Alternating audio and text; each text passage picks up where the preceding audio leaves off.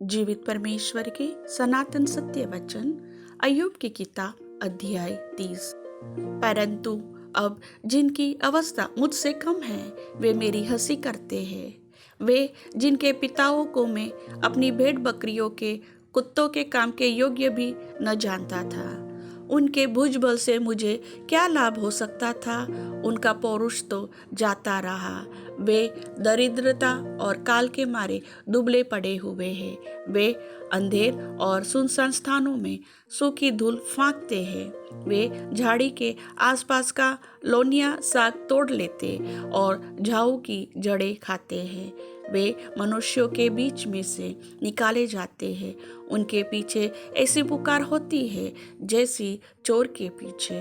डरावने नालों में, भूमि के बिलों में और चट्टानों में उन्हें रहना पड़ता है।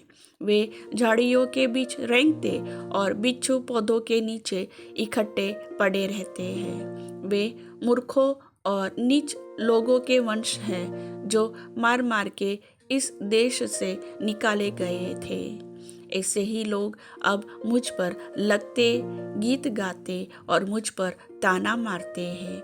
वे मुझसे घिन खाकर दूर रहते। वे मेरे मुंह पर थूकने से भी नहीं डरते। परमेश्वर ने जो मेरी रस्सी खोलकर मुझे दुख दिया है, इसलिए वे मेरे सामने मुंह में लगाम नहीं रखते।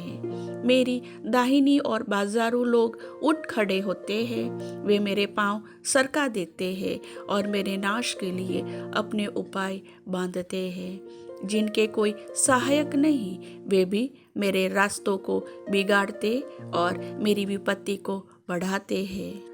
मानो बड़े नाके से घुसकर वे आ पड़ते हैं और उजाड़ के बीच में होकर मुझ पर धावा करते हैं। मुझ में घबराहट छा गई है और मेरा रईसपन मानो वायु से उड़ाया गया है और मेरा कुशल बादल के समान जाता रहा। और अब मैं शोक सागर में डूबा जाता हूँ। दुख के दिनों ने मुझे जकड़ लिया है। रात को मेरी हड्डियाँ मेरे अंदर छिद जाती है और मेरी नसों में चैन नहीं पड़ती। मेरी बीमारी की बहुतायत से मेरे वस्त्र का रूप बदल गया है। वह मेरे कुत्ते के गले के समान मुझसे लिपटी हुई है। उसने मुझको कीचड़ में फेंक दिया है और मैं मिट्टी और राख के तुल्य हो गया हूँ। मैं तेरी दुहाई देता हूँ, परंतु तू नहीं सुनता। मैं खड़ा होता हूँ, परंतु तू मेरी ओर घूरने लगता है। तू बदल कर मुझ पर कठोर हो गया है और अपने बलवंत हाथ से मुझे सताता है। तू मुझे वायु पर सवार करके उड़ाता है और आंधी के पानी में मुझे गला देता है।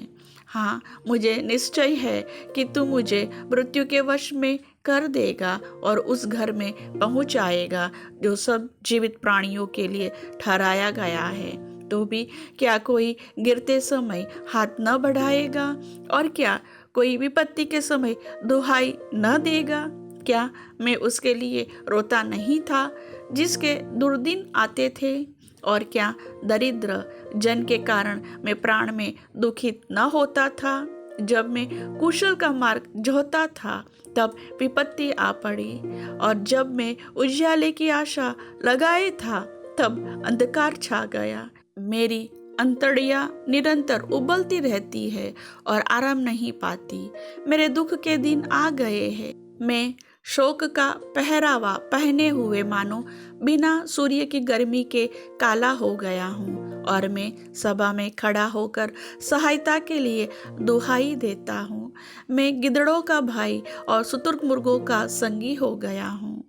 मेरा चमड़ा काला होकर मुझ पर से गिरता जाता है और ताप के मारे मेरी हड्डियाँ जल गई है। इस कारण मेरी वीणा से विलाप और मेरी बांसुरी से रोने की ध्वनि निकलती है। प्रभु वचन के सुनने वाले सभी भाई बहनों को आशीष दे। आमीन।